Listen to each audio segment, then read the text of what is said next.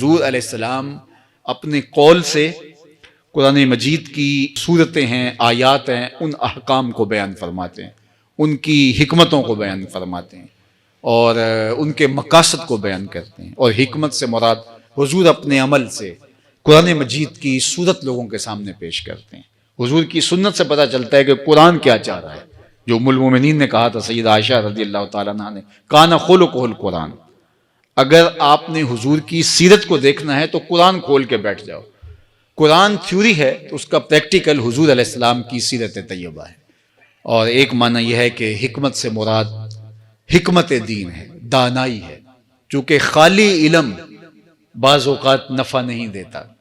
یک سے علم را دام نقل باید، شیخ سعدی نے لکھا یک سے علم کے لیے، ایک سے علم کے لیے 10 من عقل چاہیے۔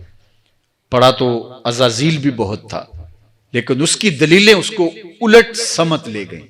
جب اللہ نے کہا کہ تو نے میرے شاہکار کو سجدہ نہیں کیا جب میں نے حکم دیا ہے، تو اس نے اس پر کوئی معذرت کرنے کے بجائے الٹا دلیلیں دینا شروع کر دیں۔ آنا خیر منہ، میں بہتر ہوں، خلقتنی من نار و خلقتہ من طین، تو نے مجھے آگ سے بنایا ہے اور اس کو تو نے مٹی سے بنایا ہے۔ آگ اور مٹی کی فطرت میں فرق ہے، آگ کو جلائیں تو وہ اوپر کو اٹھتی ہے اور مٹی کو اوپر بھی پھینکے تو وہ نیچے آ جاتی ہے، تو لہٰذا آگ افضل ہے، مٹی مفضول ہے، تو افضل مفضول کو سجدہ کیسے کرے؟ تو یہ باقاعدہ ایک دلیل لے کے رب کے سامنے کھڑا ہو گیا۔ اگر اللہ چاہتا تو اس کی دلیل کے بخی اجھیڑ کے رکھ دیتا، لیکن قرآن پڑھو، اللہ نے اس کی دلیل پر بات ہی نہیں کی، بلکہ کہا فخرج، نکل جا میرے دربار سے۔ اس نے کہا مجھے مہلت چاہیے، کہا قیامت تک مہلت دیتا ہوں، نکل جا میرے دربار سے، اور اس کے اوپر لعنت مسلط کر دی۔ اب وہ اس کے پاس علم تو تھا، لیکن وہ علم جو ہے وہ اس کے نفس کی ترویج کا اور نفس کی تسکین کا سبب ہو گیا۔ اس لیے رومی نے کہا تھا علم را بر تن زنی مارے بود، علم را بر جان زنی یارے بود۔ علم کو اگر اپنی روح کے لیے آپ استعمال کریں گے تو وہ آپ کا گہرا یار بن جائے گا، اور اگر اس کو تن پروری کے لیے تو یہ سانپ بن جائے گا۔ تو اس لیے حکمت دین سے آگاہ ہونا یہ بہت اہم اور بہت ضروری بات ہے۔ تو ایک علم اور دوسری طرف حکمت۔ ہم نے دیکھا ہے کہ بعض اوقات علم سے نا آشنائی گمراہی کی طرف لے جاتی ہے، اور دوسری جانب علم حکمت سے خالی ہو تو تکبر، رعونت اور غرور کی طرف لے جاتا ہے۔ اس لیے یہ دونوں چیزیں لازم و ملزوم ہیں، علم بھی اور جو ہے وہ حکمت بھی۔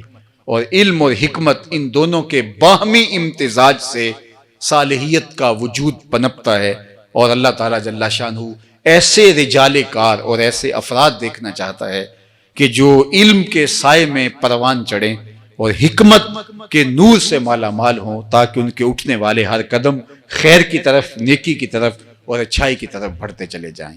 ہمارا دین مکمل، کامل اور اکمل دین ہے۔ وہ ہمیں مکمل رہنمائی دیتا ہے، نہ تو ان لوگوں کی طرح جو قطعاً علم کی نفی کر کے وہ اپنے جنون کو ہی اپنا ہادی اور رہنما مان لیتے ہیں، تو ان کا جنون ان کو گمراہی کی طرف لے جاتا ہے۔ اور یہ فکر اور یہ گمراہی جب مسلمانوں میں آئے گی تو باہو نے کہا تھا علم بات جو کرے فقیری، کافر مرے دیوانہ ہو۔ اور اگر جو ہے وہ علم ہی لے کر بیٹھ جائے گا اور حکمت کے نور سے بندہ خالی ہوگا، تو پھر اس کا نتیجہ یہ ہوگا رعونت، تکبر، غرور اور یہ ساری چیزیں پیدا ہو جائیں گی، اور علم کا ثمرہ نصیب نہیں ہوگا۔ اس لیے ہمیں دونوں بازوؤں کے ساتھ، جس طرح پرندہ دونوں بازوؤں کے ساتھ اڑتا ہے، تو مومن کی زندگی جو ہے وہ ان دونوں چیزوں کے ساتھ آگے بڑھتی ہے، اور یہ دونوں خیرات حضور کی چوکھٹ سے نصیب ہوتی ہیں۔ اللہ اکبر۔ تعلیم کتاب بھی نبی کا منصب ہے، اور تعلیم حکمت بھی نبی کا منصب ہے۔ اس لیے ان دو چیزوں کو لے کر کے دل بھی روشن ہو اور دماغ بھی روشن ہو، آنکھیں بھی روشن ہو اور دل بھی روشن ہو، اور پھر ان دو پروں کے ساتھ پرواز کر کے منزل کی طرف بڑھا جائے۔